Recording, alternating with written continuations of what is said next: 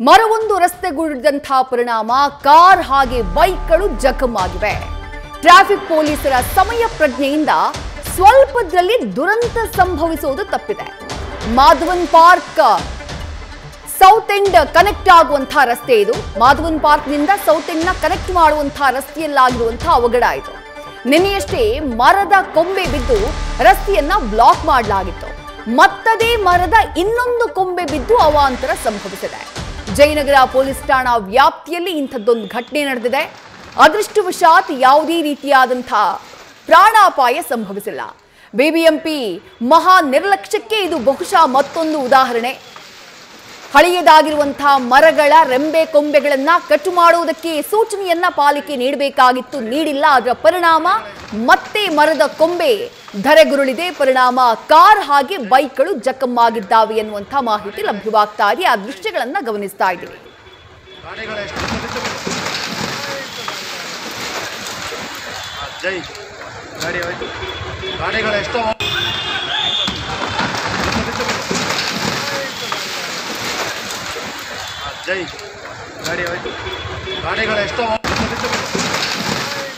ನಿನ್ನೆ ಬೆಳಗ್ಗೆಯೂ ಕೂಡ 7:30 ಸುಮಾರಿಗೆ ಇದೇ ಮರದ ಕೊಂಬೆ ಮುರಿದು ಬಿದ್ದಿತ್ತು. ಈಗ ಮತ್ತೆ ಮರದ ಕೊಂಬೆ ಮುರಿದು ವಾಹನಗಳು ಜಖಮ್ಮಾಗಿದ್ದಾವೆ. ಮತ್ತಷ್ಟು ಡೀಟೇಲ್ಸ್ ನಮ್ಮ ಪ್ರತಿನಿಧಿ ಪ್ರಗತಿ ನೀಡ್ತಾ ಹೋಗ್ತಾರೆ. ಪ್ರಗತಿ, ನಿನ್ನೆ ಮರದ ಕೊಂಬೆ ಮುರಿದು ಬಿದ್ದಾಗಲೇ ಸ್ಥಳಕ್ಕೆ ಬಂದಂತಹ ಪಾಲಿಕೆ ಅಧಿಕಾರಿಗಳು ಆ ಮರವನ್ನ ಪರಿಶೀಲನೆ ಮಾಡಬೇಕಾಗಿತ್ತು.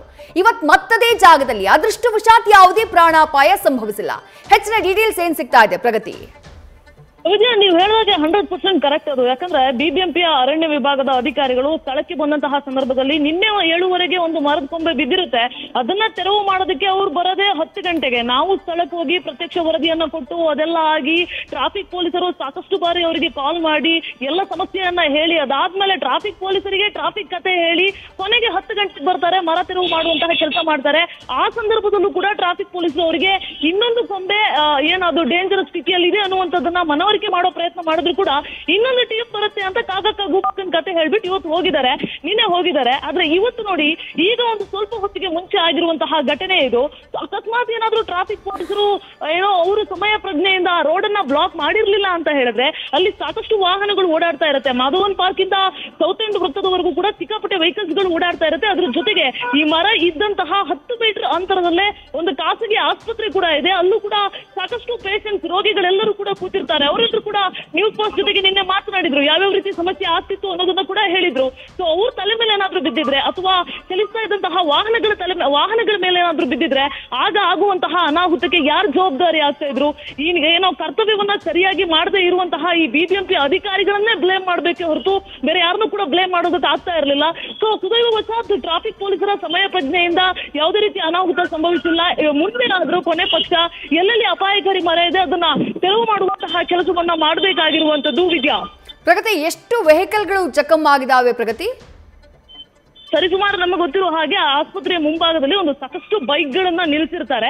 ಸೊ ಅಲ್ಲಿ ಬೈಕ್ ಅನ್ನ ನಿಲ್ಸ್ಬೇಡಿ ಅನ್ನುವಂತಹ ವಿಚಾರವನ್ನ ಪೊಲೀಸರು ನಿನ್ನೆ ಹೇಳ್ತಾ ಇರುವಂತದ್ದು ನಮ್ಮ ಒಂದು ಗಮನಕ್ಕೆ ಬಂದಿತ್ತು. ಬಟ್ ಇವತ್ತು ನೋಡಿದಾಗ ಒಂದು 6-7 ಬೈಕ್ಗಳ ಮೇಲೆ ಆ ಮರದ ಒಂದು ಕೊಂಬೆ ಬಿದ್ದಿರುವಂತಹ ದೃಶ್ಯ ಕಂಡು ಬರ್ತಾ ಇರುವಂತದ್ದು. ವಿದ್ಯಾ, ಬಟ್ ಬೈಕ್ ಅಕಸ್ಮಾತ್ ಏನಾದ್ರು ಆದ್ರೆ ಅದೇನಾದ್ರೂ ಸರಿ ಮಾಡ್ಕೊಳ್ಬಹುದು, ಇಲ್ಲ ಏನಾದ್ರು ಮಾತ್ರ ಏನಾದ್ರು ಆಗ್ಬಹುದು. ಆದ್ರೆ ಮನುಷ್ಯರ ಮೇಲೆ ಏನಾದ್ರು ಬಿದ್ದಿದ್ರೆ, ಅವ್ರದ್ದು ಕೈಯೋ ಕಾಲೋ ಮುರಿದು ಹೋಗಿದ್ರೆ ಅಥವಾ ಅವ್ರ ಜೀವಕ್ಕೆ ಏನಾದ್ರು ಆಗಿದ್ರೆ ಅದನ್ನ ತರುವಂತಹ ಕೆಲಸವನ್ನ ಬಿಬಿಎಂಪಿ ಅಧಿಕಾರಿಗಳಿಗೆ ಆಗ್ತಿತ್ತ ಅನ್ನುವಂತಹ ಪ್ರಶ್ನೆ ಇದೆ. ಇದು ಎಂತ ನಿರ್ಲಕ್ಷ್ಯ ನೋಡಿ.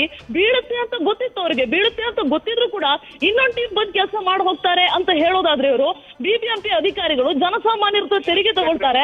ಜನಸಾಮಾನ್ಯರ ಜೀವಕ್ಕೆ ಸೇಫ್ಟಿ ಇಲ್ಲ ಅಂತ ಅಂದ್ರೆ ಈ ಸ್ಥಳೀಯ ಆಡಳಿತ ಏನ್ ಪ್ರಯೋಜನ ಅನ್ನುವಂಥದ್ದು ಜನರ ಒಂದು ಆಕ್ರೋಶ. ವಿದ್ಯಾ, ಥ್ಯಾಂಕ್ ಯು ಪ್ರಗತಿ ತಮ್ಮೆಲ್ಲ ಡೀಟೇಲ್ಸ್ಗೆ.